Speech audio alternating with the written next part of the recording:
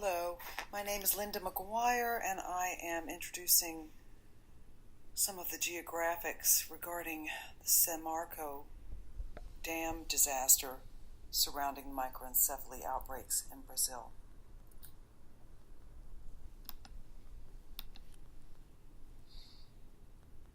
The town that was destroyed by the dam break was Bento Rodrigues, which, as you see, is east-southeast of the dot under the Belo Horizonte, which represents where the Samarco or iron ore mining was. Below, of course, is Rio de Janeiro. Here is a picture of the dam itself that is connected at the very tip of the iron ore company that was having many problems leading up to the dam breaking, over expansion, and not properly containing its iron ore waste, which consists mostly of iron and manganese. Bento Rodrigues is in the gray circle. That town was destroyed and is 2 kilometers away. Here is an overall picture aerial of the company and its work. It's about 3.5 square miles, including the forest around it. A lot of that forest has been destroyed to make this, and the expansion has been very rapid. They've only been in business less than 10 years. As you can see, here is the tip of the company where the dam is. This looks like it's in earlier days, although there's a backup of sludge that's already happening as the company is expanding more and more. Here's some ground south of it, area south of it. And to the northwest of this company is the mining areas, which are very extensive. They're using manganese to pry iron out of the rock, and the result is the iron manganese basic sludge. Here is the dam in better days. Looks like they eventually used some kind of cover to contain it. This may be a beginning of that here, I'm not sure. Here it is shortly before it burst. You can see these large canopies of plastic that I'm not sure why they use them, but I do wonder and suspect if they were containing the moisture while so that the seepage would be drawn in by the roots of the forests. I wonder if that's what their strategy was. Whatever it was, they were building up to a major environmental disaster, including the possibility of microcephaly. Here we are again. Here we are again. That's it. It's big, huge, it's ugly. Here is an aerial view before the dam breaks and after the dam breaks. Before the dam breaks and after the dam breaks. What I find most interesting are a couple of pockets down here. This area here, and then there's a lake in this area before. And then both those areas clear up. You see this little green patch here and this little green patch there. Both those depositories of fluid seem to clear up, which makes me think that the waste was being pressured underground somehow. Let me show you that again. Look at the lower corner here. Oh, sorry. Ta. Before, after. Before the dam breaks, after the dam breaks. Also, you can look at the iron reserves where you see orange. That's pretty much iron in the water. That is built up northwest, and then that's just finally just couldn't take it anymore and had to release. There it is again, before after Bento Rodriguez, of course, was destroyed. And then this 17 billion gallons of toxic iron manganese sludge poured into the Atlantic, looking something like this. Iron, manganese, heavy concentrated sludge, more sludge, more, hello. And as beautiful as that looks to some people, it is toxic heavy metals that have destroyed the landscape and pouring into rivers.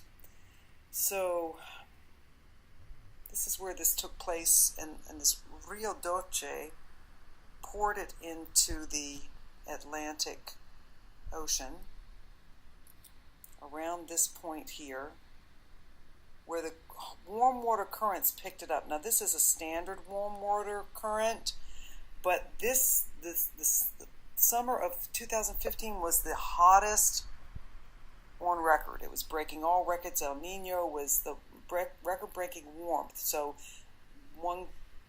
it would pick up the sludge anyway because of the tip and pushing it out and up. And so it just sweeps it right up to the area of the microcephaly cases.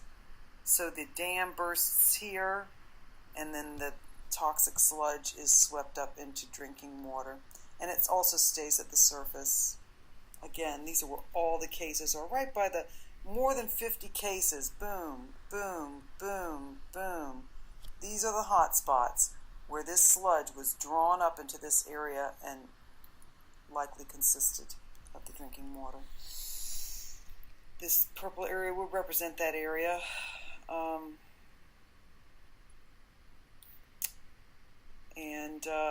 Here's another graph showing the cases leading up to the dam breaking.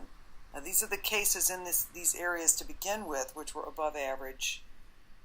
As the company was experiencing more and more leakage and letting out, and problems containing this sludge, and this sludge getting into the area, and the rain being drawn up by rainfall, etc.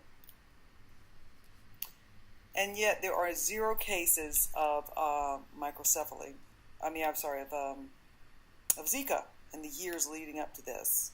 You see, this is 14, 15, So where the microcephaly would have been October, November, December, January of 14, they're not talking about Zika there, but there's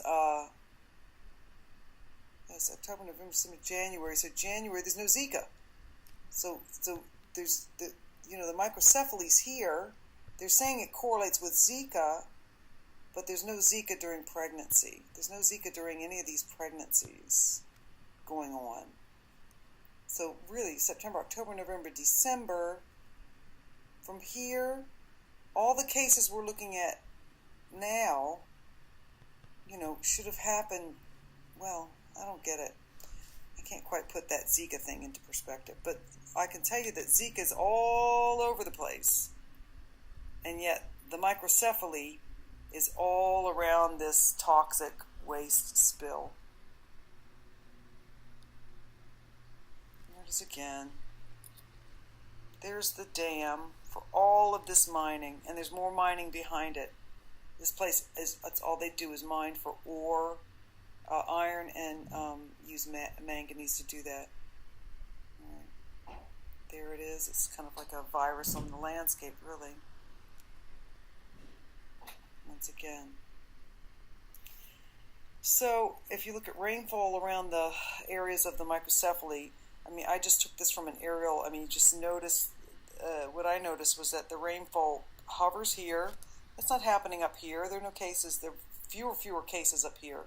But to follow the rainfall, to follow the currents, again, in these areas where you're seeing cases, you're seeing rainfall or cloud cover. I grew up on Virginia Beach, and we got a lot more rain than the rest of the state. And when it rained, it poured. So the ocean does. I grew up in the Atlantic Ocean.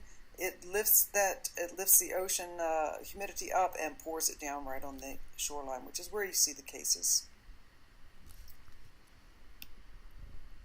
Here's more cloud hovering the shoreline. Where you see these cases. Again, there's poor little Bento Rodriguez.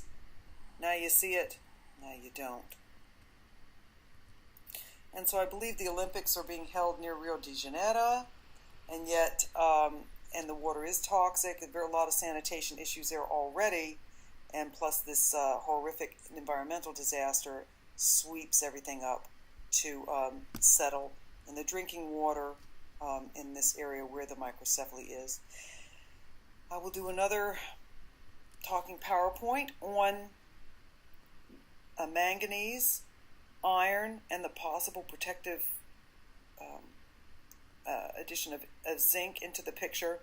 We do see microcephaly in these areas where iron and manganese co-localize from the breakage of this dam. Iron is not so good in excess. Manganese is not so good in excess. But put those two together, and they're like a tornado in the developing brain.